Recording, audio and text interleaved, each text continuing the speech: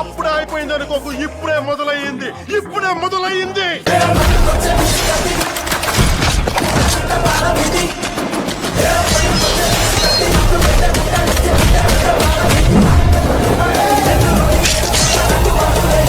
Mr. Pawan Kalyan, where I have been a huge fan of his.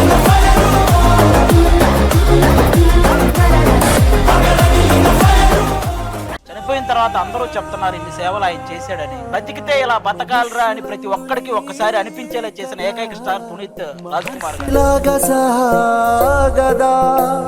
మనుష్యులందు